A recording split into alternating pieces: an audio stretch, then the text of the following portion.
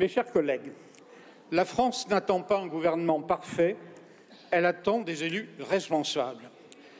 Dans la seconde qui suivra la proclamation des résultats, les applaudissements des uns et le silence des autres, les problèmes du pays seront toujours là, en mode aggravé. Oui, nos concitoyens, nos entreprises, nos partenaires attendent de nous de la stabilité et de la responsabilité. Ce sera le sens de mon intervention et de mes propositions. Stabilité, responsabilité, proposition 1, bouger pour le bloc central sur l'optimisation fiscale des revenus des plus fortunés. Mes concitoyens du Sud-Ouest, les classes moyennes pour simplifier, me disent au quotidien « tout le monde et pas toujours les mêmes ». Ils ne nous écouteront pas sur les nécessaires économies si cette inflexion claire n'est pas donnée.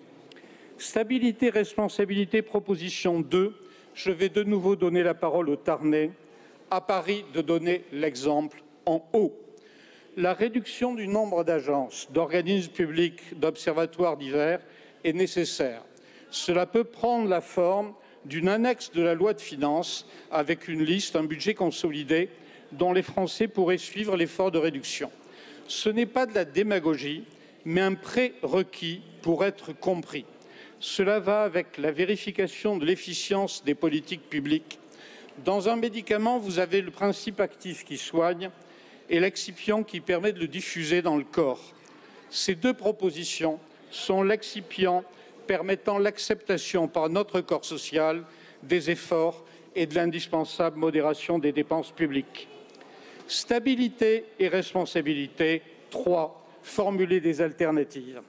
Par exemple, la nécessaire augmentation de notre production et ainsi de nos recettes peut passer par des heures de travail en plus ou par une augmentation de la productivité avec un recours massif à l'intelligence artificielle, ce qui supposerait de modifier nos organisations. Laissons au maximum le choix à nos concitoyens.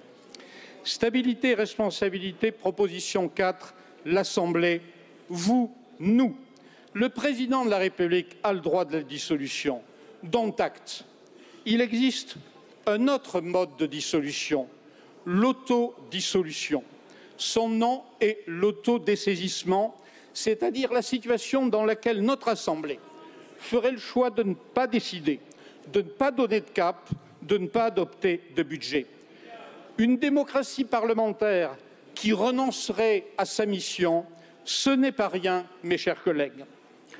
Les Français, en transformant le scrutin majoritaire en une proportionnelle, n'ont pas désigné de gagnant. Nous ont demandé de trouver des accords et n'ont pas le temps d'attendre mai 2027. Malgré de magnifiques références dans notre roman national, je ne crois pas aujourd'hui à l'homme providentiel ou à la femme providentielle. C'est bien à notre Assemblée d'être à la hauteur des circonstances ou pas, de mener un sursaut collectif ou pas. Un accord avec des concessions et avancées réciproques, pour les uns sur l'autorité régalienne et les économies, pour les autres sur la justice sociale, ne serait pas parfait. Il ne satisferait pas toutes nos convictions ou mes convictions, mais il n'est pas d'autre solution. Les Français l'exigent et l'exigeront chaque jour plus. Ils savent que soit nous maîtrisons collectivement notre trajectoire, soit nous nous dessaisirons progressivement au profit de ceux qui, à Francfort ou à Washington, nous l'imposeraient.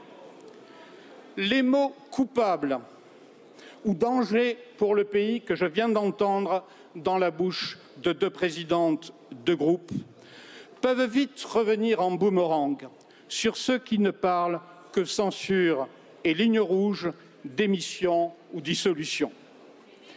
Et, au risque de sortir de mon rôle, je ferai une dernière proposition. Plutôt que de nommer un Premier ministre, désigner un préfigurateur, une personne chargée de construire un projet et de trouver des partenaires. Si elle y parvient, tant mieux, et elle devient Premier ministre. Si elle échoue, on passe à une autre, le gouvernement démissionnaire, assurant avec ses devoirs, la continuité de l'État. Merci, mes chers collègues, de votre attention. Merci beaucoup, monsieur le député.